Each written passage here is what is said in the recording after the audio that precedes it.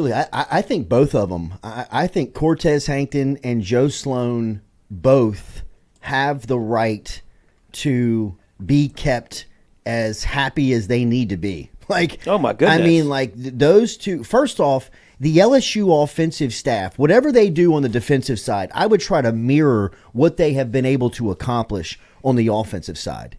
Like, forgive me, Mike Denbrock, and this is no disrespect, but him being out of the room, you really don't miss him because of how elite that side of the ball is from a coaching standpoint. Wide receiver coach, passing game coordinator, Cortez Hankton. Look at what he's done in recruiting. I mean, we were just talking about Kylan Billiot, what he was doing at the All-American game. Cortez Hankton, lead recruiter on him. He was a lead recruiter on all those guys last year who came in. Shelton Sampson, Kyle Parker, obviously Jaylen Brown came in, who just went into the portal, but that was a guy he was recruiting at Georgia. He's a lead recruiter on all those guys. The development of Brian Thomas and Malik Neighbors over the last 2 years, I mean, that's not by accident. I mean, that's somebody's coaching those guys up every day. That's Hankton. You talk about Frank Wilson. I mean, what else do you have to say about Wilson? I mean, he's maybe the best recruiter in the country. Still, a decade later, 15 years later, he's still doing this at a very high level. Transform the running back room in just 2 years at LSU to make it very competitive in a position group that was very concerning, right? Joe Sloan and what he's done with the quarterbacks, the recruitment of the quarterbacks, the development of the quarterbacks, the coaching of the quarterbacks, it says it all for itself. And then the offensive line, Brad Davis, I mean, that has probably been the most impressive unit offensively in what they've done from a recruiting no doubt and development standpoint. So the offensive staff is elite. You don't want to lose any of those guys, which is why I thought it was a sharp edge by giving both of those guys the coordinator titles. But I believe it works. I hate a 2-quarterback system. I hate a co-defensive. I hate a co-offensive coordinator, but there are some scenarios where it makes sense. There's outliers, right? There's exceptions to the rule, and I believe that this particular instance, that you can really slide this thing in and get it done. Kind of like, all right, let's move forward. I mean, you've already got the coordinator title on Hankton. He's a passing game coordinator, wide receivers coach. If he needs the co-offensive coordinator title as well, that's fine. Whatever it is, give him the bump in pay, give him the extension, give him the security that he needs to make him felt like he's respected in what he's done and what he brings. In the same sense, you give Joe Sloan a coordinator title, which now gives you the wherewithal to give him the bump in pay, give him the security, whatever it needs, and now you've got this system of a passing game coordinator that has existed the past year at LSU with Hankton. You've got the quarterbacks guy who's been up in the booth sitting right next to Denbrock with all of the calls that have been coming down the past 2 years, really understands what they're looking for, what's going on. You got Hankton down on the field. You had Sloan up in the box. Those guys, from a symbiotic standpoint, have worked together over the past 2 years and seemingly worked together really well. You just kind of slide that in where you got both of these guys. You keep them both happy because you can't take the title away now, right? I mean, you can't go to Sloan and say, hey, I'm going to need that co-offensive coordinator title back. Well, you're like, well, hang on. What did I do to lose it? And it's a lot cooler having that title on my name. Well, I think the only way that he would lose it, right, is if you brought in a legitimate outside hire from another whatever program and got an offensive coordinator. But I think the co-offensive coordinator setup works because you have Brian Kelly in the room. He's somebody that has his fingerprints all over the offense wherever stop he goes to. I mean, you heard who's the offensive coordinator for Jake Peets? No, the offensive coordinator at Alabama. Tommy Rees? Tommy Rees talked about it with Rosillo. That's why he didn't want to come to LSU with he wanted Kelly, to run it on his own. because he's like, Kelly has his core principles that he kind of makes you run. And who's to say that's a bad thing? With what Brian Kelly has been able to turn out on offense, especially what you saw, I mean, certainly this year, but last year you could see that there's some core tenets that at least get you some points.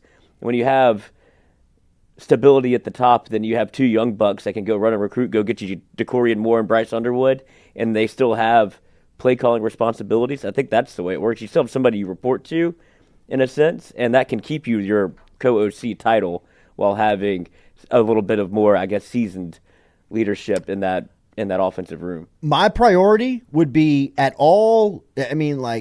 make sure and keep Cortez, Hankton, and Joe Sloan happy. Like, make sure and keep those guys locked in because their job performance has been elite, and you want to keep them working at that rate. I mean, the offensive staff at LSU is top of the line. I mean, it's as good as it gets. And if you're trying to replace the entire defensive staff, I would look at the offensive room and say, we want to do what we've done there. We've got it right on this side. Right? That's what we need. Like, look for those types of – you got 3 guys with Louisiana ties in that room. I mean, Brad Davis is from Baton Rouge. Frank Wilson is from New Orleans. Cortez Hankton is from New Orleans. And Joe Sloan is pretty much a Louisiana guy. Don't think that doesn't mean a ton at LSU. And they just happen to be fantastic football coaches. Right? Like, I mean, I understand that that's kind of like a Powerball ticket.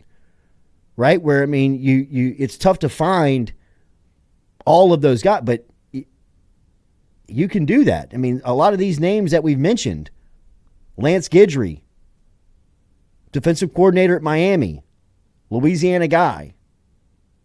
Blake Baker, even though, I mean, he's from Houston, played at Tulane, married an LSU girl, understands the dynamic of it. Right? I mean, I'm not here pounding the desk saying, the Ed Ogeron hire and hire one of us, but having Louisiana and understanding the way in which it operates is a huge advantage if you can find that a part of a really good coach as well. And that's what they've done on the offensive side. I mean, and I think you can do that defensively as well. So, offensively, at all cost, keep Joe Sloan and Cortez Hankton happy. And if you don't give them the co-OC role, is that the only thing that you would see them leaving or going to another school for would be the ability to have offensive coordinator in their title? I mean, I would think so. Yeah, I mean, I would think that would be the only thing that would. I mean, look, there's ego involved here, right? I mean, you got to recognize. I mean, these positions come with a high dose of ego in some circumstances, and I'm not saying that this is the. I'm just saying that's usually the stereotype. So, I mean, you can't go to somebody and say, hey, I need that back. It was interim. Right? Right, because of the situation you replaced it, I don't feel like they had dubbed them, hey, y'all are the next offensive coordinators for 2024. It was, Denbrock just left. Do y'all mind running the offense for the bowl game? And then we'll evaluate after. I understand. Yeah, because I don't think that would be as much of, hey, we gave you the job and then took it away. It was, hey, you're kind of doing us a favor, so we're not in a terrible spot. And it could be an audition for you. And I think that the more, like you said, the more important aspect of this is you just want to keep them in the building. Like, I don't think you're yet to see how much you'd be sacrificing on the offensive end with those two calling plays. But I think just the shine of having Sloan and what they've built and on the offensive side, whether it be through recruiting or development, you just don't want to see Hankton and Sloan go. And so I don't know what the risk reward is for not actually looking for a top tier offensive coordinator, quote unquote. Yeah, no. Where you could go make a splash hire, but it also saves you money when you're looking to replace an entire defensive staff. You can't just. It saves you money. It also gives you the opportunity to go out there and find somebody else to bring in. I mean, if right. you've got if your two offensive coordinators, if your co-offensive coordinators is also your wide receivers and quarterbacks coach, room's opened up. Well, you can go find somebody, and maybe take a title away and bring somebody in as a quarterbacks or wide receivers coach that is just a dominant recruiter, and just unleash them, recruiting has to be the emphasis of the majority of these hires, really and truly, because that is where LSU, to me, has slid. That's where the slide has been, is just having a dominant recruiting staff, where they've got a couple of dominant recruiters on staff, and they've had to pick up a lot of the slack for guys that not necessarily could close and cross the finish line. But if you can get and pick up, I mean, if you were to sign Blake Baker, elite recruiter, right? If you hang on to Hankton and Sloan, both elite recruiters. If you pick up Corey Raymond and Bo Davis along with that defensive staff, that's elite recruiters. I mean, that's you've just added 3 elite recruiters to a staff that, you know, also features Brad Davis, Cortez Hankton, and Frank Wilson and Joe Sloan. I mean, like, put them in a living room. So, you know, I mean, heavy emphasis on And if you retain both of them as offensive coordinator, you talked about the spot that could be filled as tight ends coach.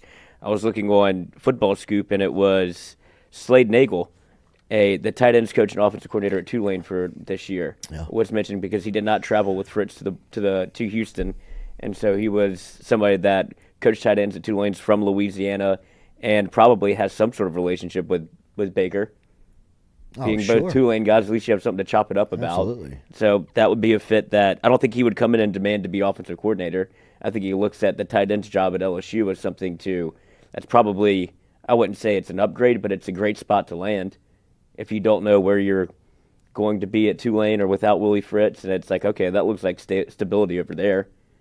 And I get to go recruit Louisiana for LSU and get a job. I think that would make sense too. So just a name to look out for. No, it's definitely one to watch, and I think the tight ends role on the offense makes a lot of sense of somebody who wouldn't want to coach those guys. Yeah, right. I mean, you talk about get some attention from the NFL or anybody who's watching.